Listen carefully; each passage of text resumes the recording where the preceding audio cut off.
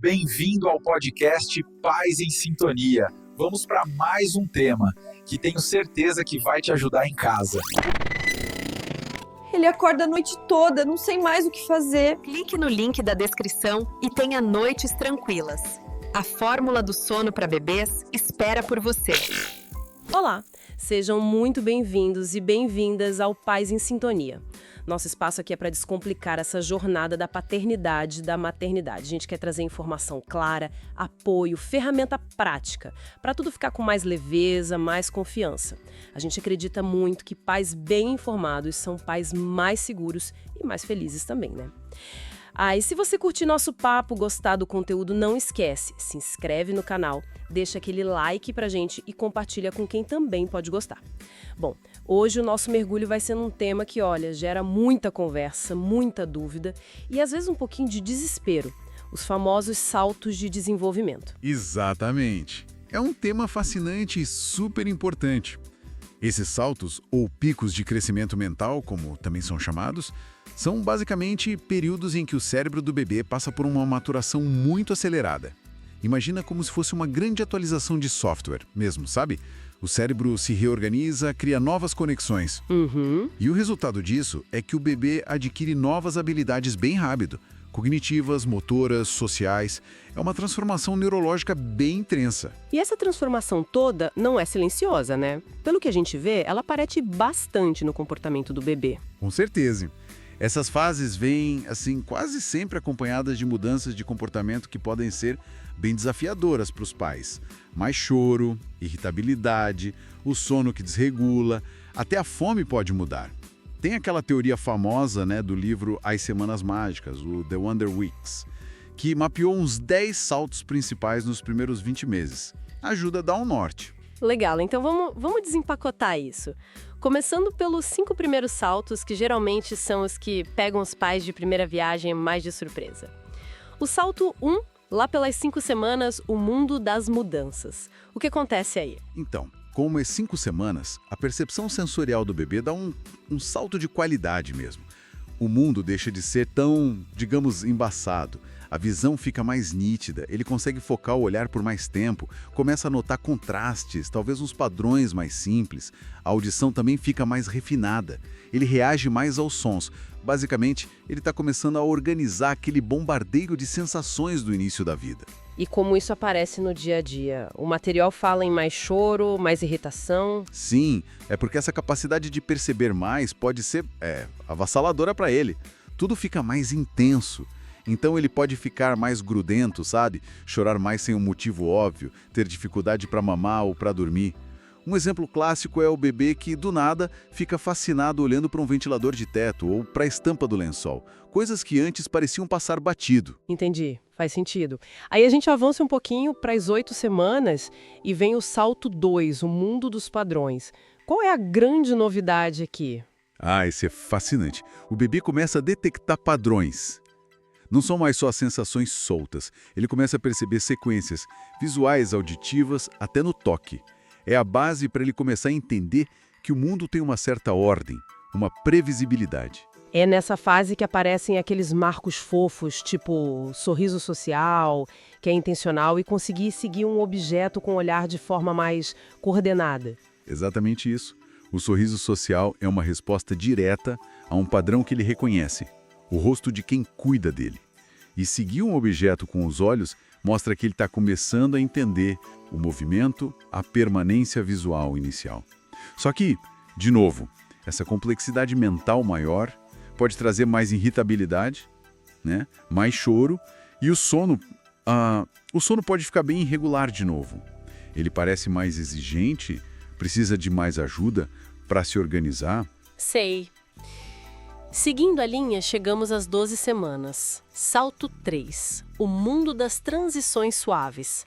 Aqui o foco parece mudar mais para o corpo, para o movimento, certo? Isso.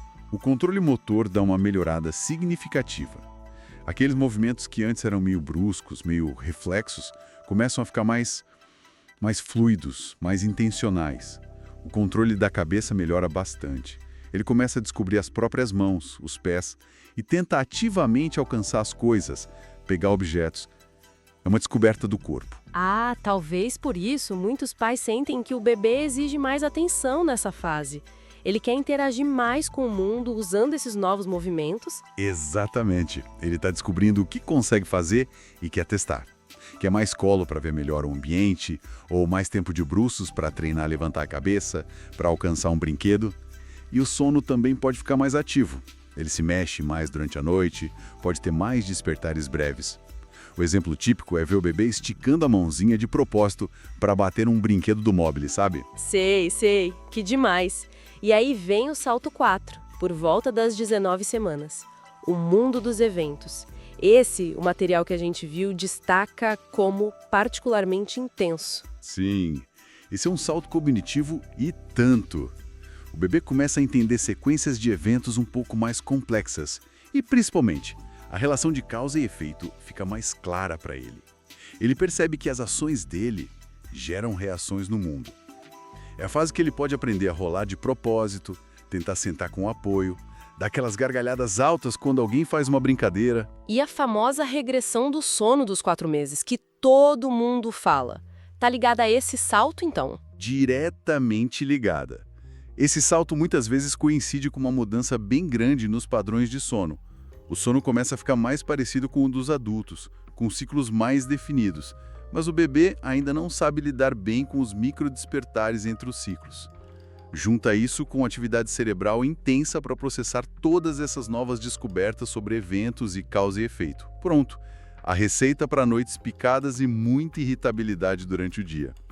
Aquele exemplo do bebê que chacoalha o chocalho de propósito só para ouvir o barulho é isso. Ele entendeu, se eu faço isso, acontece aquilo. Nossa, faz todo sentido associar as coisas. E para fechar esses 5 primeiros, o salto 5, lá pelas 26 semanas.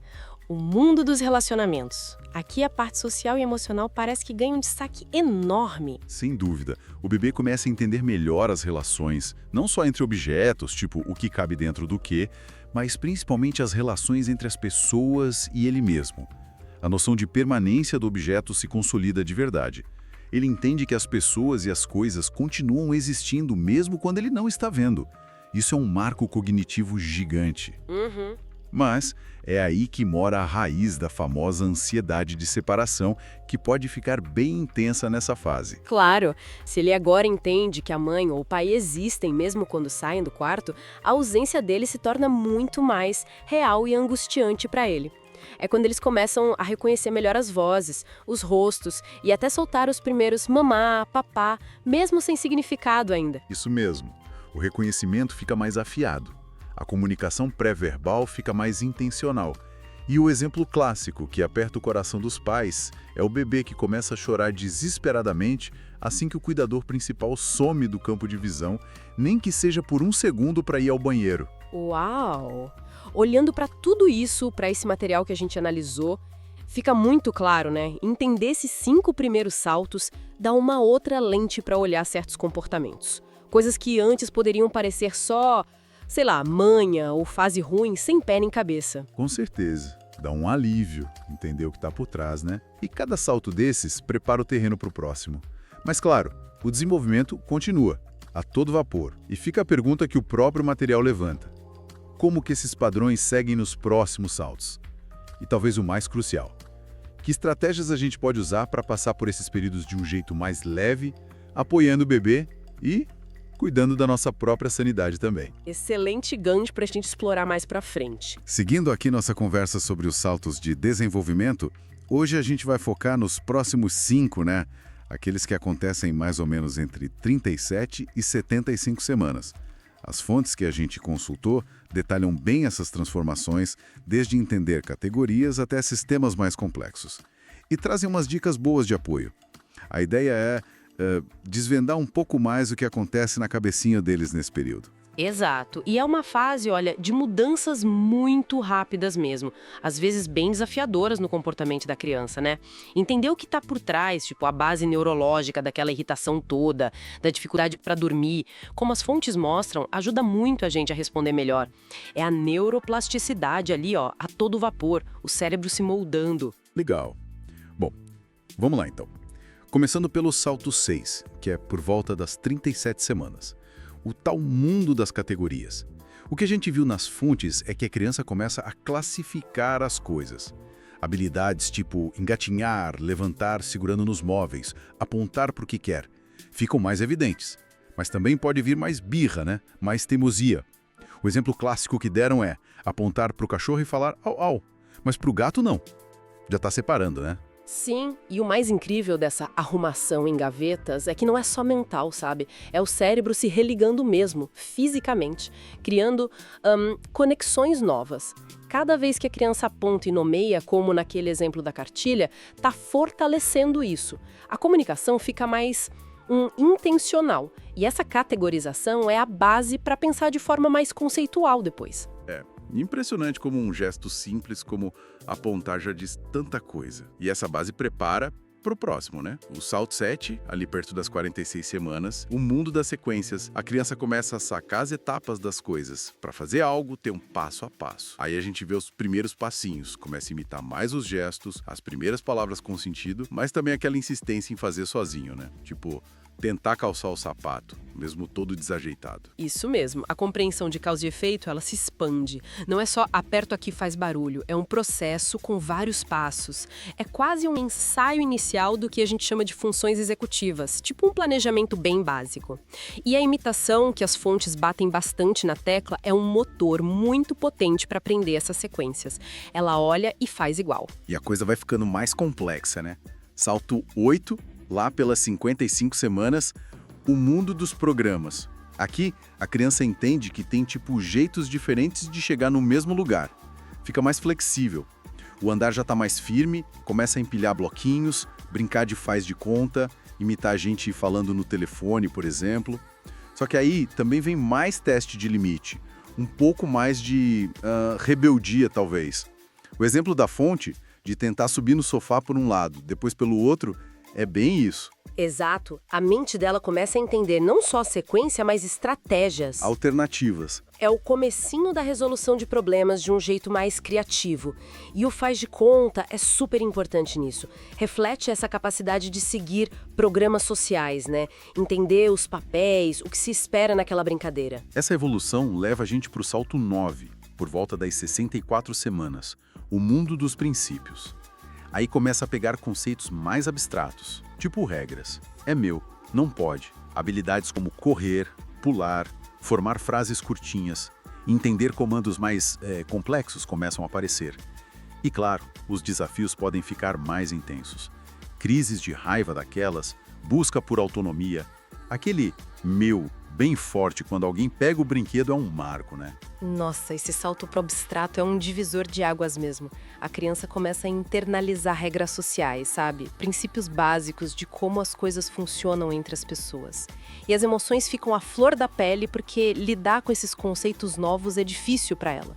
A frustração vem forte quando um desses princípios é quebrado ou quando ela mesma não consegue seguir a regra, mesmo já começando a entender.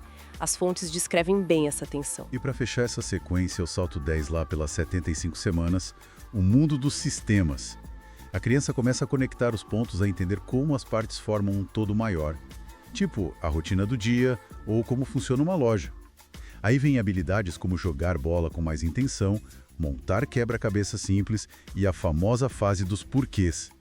O desafio pode ser questionar mais a autoridade, testar os limites sociais. Isso mostra um pensamento bem mais complexo surgindo, né? A curiosidade sobre como o mundo funciona explode daí, tanto porque brincar de lojinha, como uma fonte citou, e entender que precisa pagar, mostra essa capacidade de sacar sistemas sociais básicos. É a base para entender o mundo de um jeito mais sofisticado depois. Ufa! É muita coisa acontecendo, né? Muita transformação. Como é que a gente, como cuidador, acompanha isso da melhor forma? As fontes são bem claras em sugerir empatia, né? Primeira estratégia é paciência e compreensão. Lembrar que aquele comportamento difícil é sinal de cérebro a mil. Validar o sentimento ajuda muito. Eu sei que você está frustrado, tô aqui com você. Sim, e oferecer conforto e segurança é absolutamente crucial. O contato físico, o colo, a previsibilidade na rotina, tudo isso dá segurança para a criança. Isso se conecta direto com a teoria do apego, né? Que as fontes reforçam. Uma resposta consistente, acolhedora, constrói aquela base segura que ela precisa para poder explorar essas novas habilidades. Aquela presença atenta, sabe? O olho no olho que o material menciona faz toda a diferença, especialmente hoje em dia, com tanta distração, né? Tecnologia e tudo mais. Faz todo sentido. Outra dica importante das fontes é estimular as novas habilidades, mas claro, sem forçar a barra. Oferecer brinquedos que tenham a ver com a fase, conversar muito, ler junto. Aquela cartilha que a gente viu sugere coisas simples, tipo nomear partes do corpo, brincar de encaixar. Exato, e ter uma atenção especial com o sono e alimentação, porque quase sempre desregulam um pouco nesses saltos. E claro, o autocuidado de quem cuida. Pais e mães mais descansados, mais equilibrados, conseguem responder melhor. Uma das fontes até faz um alerta interessante contra ser permissivo demais, sabe? Às vezes por culpa de não ter tempo. Mas reforça a importância de limites claros, com carinho, óbvio, mas firmes. E sempre lembrar, cada criança é única, tem seu próprio ritmo. As fontes batem muito nessa tecla da individualidade. E essa conexão com a neurociência que você mencionou é muito forte, né? As fontes mostram como essas fases estão literalmente moldando o cérebro, fortalecendo sinapses que são chave para funções executivas depois, como memória, atenção, autocontrole. Precisamente. E a resposta empática e consistente, como a teoria do apego sugere, é o que ajuda a construir a base para um desenvolvimento emocional saudável, especialmente nesses momentos em que eles precisam se sentir mais seguros. Então, resumindo um pouco o que a gente viu nos materiais, esses períodos que parecem turbulentos são, na verdade, marcos de um crescimento cerebral incrível. São fases naturais, de muito aprendizado para a criança e para a gente também, né? Para quem cuida. Isso. E fica talvez uma reflexão final, pensando em tudo que as fontes trouxeram. Elas mostram como é importante a gente entender o desenvolvimento infantil, claro, mas talvez o ponto mais transformador seja como nós, os adultos, podemos ajustar a nossa presença. Menos distração, mais conexão de verdade, valorizar o brincar simples, o contato com a natureza, como alguns materiais sugerem. Fica a pergunta, né? Qual pequena mudança que a gente pode fazer na nossa interação diária que poderia dar um maior suporte para a criança durante o próximo salto dela?